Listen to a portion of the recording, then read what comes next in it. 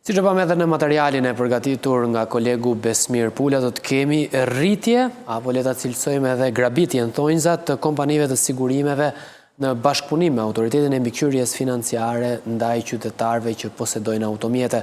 Do të flasim mbi këtë temë me specialistin e sigurisë rrugore, zotin Fadil Likaj. Zoti Likaj, ç'është kjo rritje? Çfarë rritje po i bëhet në qytetarëve sa i përket prerjes së siguracioneve të tyre vjetore? Faktikisht rritja e policës së sigurimit ose ndryshe siç e kishim njohur që 2026 do aplikohet sistemi bonus malus, kjo përkthehet në avantazhet dhe disavantazhet për gjithë qytetarët në Shqipëri. Ku unë do listoj avantazhet është që të gjithë drejtuesit e mjeteve do aplikohet sistemi që nëse gabon do paguash më shumë me përkthyer në zhargonin e përditshëm, por nga ana tjetër ka edhe disavantazhe sepse kjo gjë do penalizojë drejtuesit. Zoti Likaj, do të ndalemi tek bonus malusi, do ta trajtojmë më tej, por te kjo rritje që ka ndodhur tashmë, domethënë si po ja fusin në dorë, po e them në një formë metaforike qytetarit, duart në xhepat e qytetarit, çfarë po ndodh? Faktikisht kjo rritje unë kam qenë kundra dhe më parë kur është diskutuar sepse më fal çfarë ofrojnë kompanitë e sigurimeve për këtë lloj rritje të pagesës kundrejt xhepit të qytetarëve. Kompanitë e sigurimeve do mbajnë të njëjtët standarde siç kanë pas qenë, pasi nëse do aplikohej rritja e policës së sigurimit, kompanitë e sigurimit duhet të investojnë mbi siguri rrugore. Por nga ana tjetër, unë nuk jam ndjeli që kompanitë e sigurimeve të kenë investuar mbi parametrat e sigurisë rrugore. Siç bëhet në vendet e Bashkimit Evropian apo edhe në Amerikë, që kompanitë e sigurimeve investojnë në infrastrukturë, investojnë në sinjalistik, investojnë në fushata sensibilizuese për të rritur parametrat e sigurisë rrugore. Ndërsa në Shqipëri kompanitë e sigurimeve nuk investojnë, pra të gjithë ato pagesë ose rritje pagesës ata do përkthehet në rritje të fitimit të tyre dhe jo në investim për gjithë qytetarët për të rritur parametrat e sigurisë rrugore. Zoti Likaj, kush e vendos faturën që i shkon qytetarit dhe mbi ç'bazë metodologjie llogaritet ajo, sepse autoriteti mbikëqyrjes financiare flet për kosto të shtuara me bazë risku? Shiko, janë 7 faktorët, ashtu siç u përmendën pak më parë, që përcaktohet rritja e policës së sigurimit, ku dihet që vendi ku është regjistruar mjeti, mosha e mjetit, mosha e drejtuesit të mjetit, historiku i këtij për drejtuesi mjeti e të tjerë. Por unë do isha kundër faktit sepse po aplikohet një pabarazi, sepse Kuksi dhe Berati janë 2 vendet që kanë risk më të vogël, pra kanë numër më të vogël aksidente në krahasim me vendet e tjera. Por nga ana tjetër, pse mund të paragjykohet një drejtues mjeti që banon në Tiranë apo banon në Shkodër apo banon në Lezhë? Dhe nëse do e kishin aplikuar, unë jam mendimi që të aplikonin në të gjitha vendet të mbanin një qëndrim, sepse aksidenti është një probabilitet, mund ndodh në Kuks, mund ndodh në Berat, mund ndodh në Gjirokastër apo në Shkodër. Kështu që unë isha kundër kësaj pjese, por nga ana tjetër, unë mund të jem ose një qytetar i Republikës së Shqipërisë mund të jetë një drejtues mjeti shumë i mirë, domethënë ka 0 shkelje në rrugë, pothuajse 0, dhe ka një mjet që mund të ketë një moshë të vjetër, pra është një mjet që mund të jetë i viteve 99 apo viteve 2000.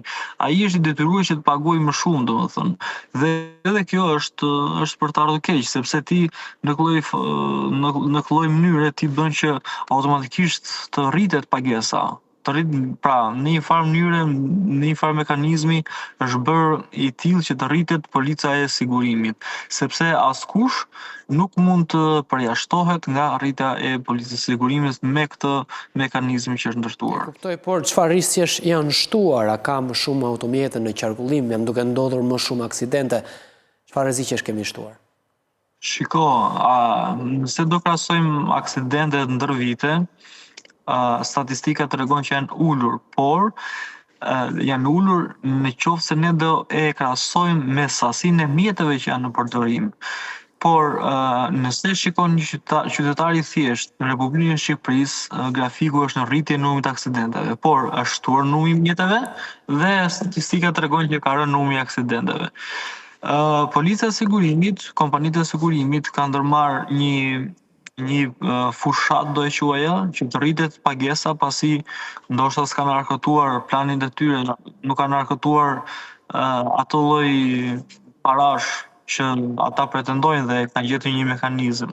Pasi të gjithë qytetarët në disa kompani akoma bëjnë vite që nuk marrin dëmin që është shkaktuar. Kemi kompani që janë 2 vjet, 3 vjet nuk paguajnë qytetarët për dëme materiale që janë në vlera shumë të vogla, mund të jenë 1 milion lekë të vjetra, 2 milion lekë të vjetra.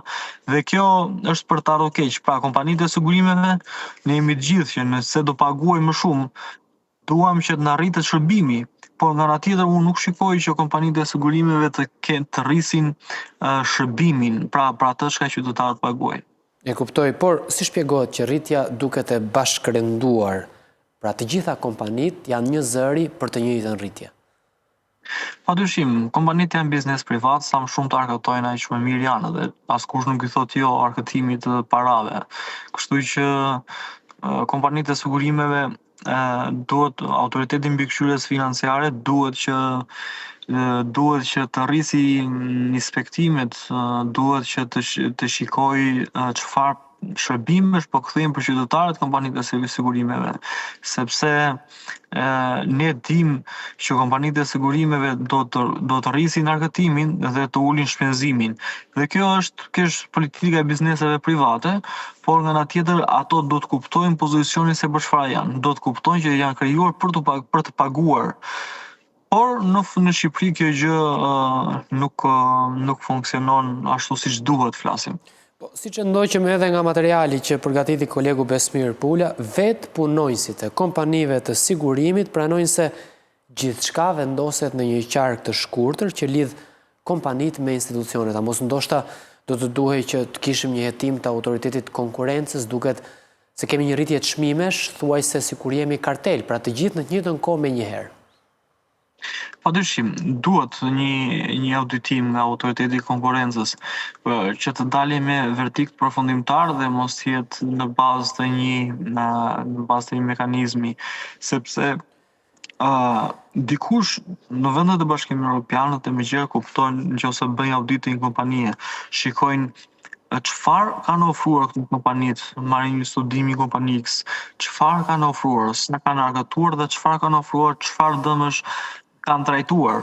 Dhe në qoftë se kompanitë e sigurimeve trajtimin e dëmeve e bëjnë jo në përputhje me akte ligjore të vlerësimit të qoftë dëm materiale apo qoftë edhe dëm shëndetësore, atëherë shteti jon, autoritetet duhen marrin masa të menjëhershme për këto kompani sigurimesh që thjesht hallakasin gjithë qytetarët, thjesht bëjnë që qytetarët jenë në rrugëve natë dhe ditë duke kërkuar lekët e tyre, duke kërkuar dëmin e tyre.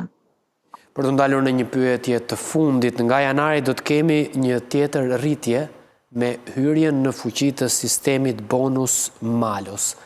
Çfarë sjell kjo skemë e re për cilën me të vërtetë është biseduar dhe është debatuar kaq shumë?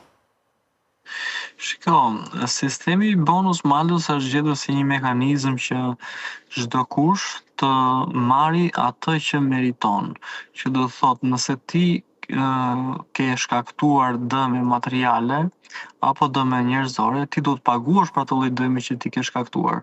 Kjo gjë do të çojë në rritjen e ndërgjegjësimit dhe rritjen e parametrave të sigurisë rrugore, por nga ana tjetër do penalizoj drejtues të rinj të mjeteve, do penalizoj ata që janë të përfshirë në një ngjarje rrugore, sepse në një aksident automobilistik me dëme materiale, polici i qarkullimit rrugor mund të shojë masa administrative si njëri dhe tjetrit, dhe zakonisht kështu aplikohet në bazë të informacioneve që disponoj dhe në punës time të përditshme, asnjë nga policët nuk i çojnë vetëm njëri job. Dhe automatikisht unë mund të jemi përfshirë në një ngjarje rrugore, por nuk jam fajtor. Si duhet të paguaj më shumë? Dhe kjo është mos barazi do i quaja, midis atyre që përfshihen në një ngjarje rrugore dhe atyre që janë shkaktar të një aksidenti. Sepse sistemi i bonus malus do thotë që në bazë të vlerësimit të riskut do rritet polica e sigurimit për të gjithë ata që janë përfshirë. Po fal, por unë nuk kam qenë shkaktar, unë jam viktimë në një ngjarje rrugore. Pse duhet të paguaj unë më shumë në kompanitë e sigurimeve? Dhe ky është një ngërç që shpresojmë ta zgjidhim. E qartë. Falenderoj zoti Lika, ju përshëndes. Faleminderit për ftesën.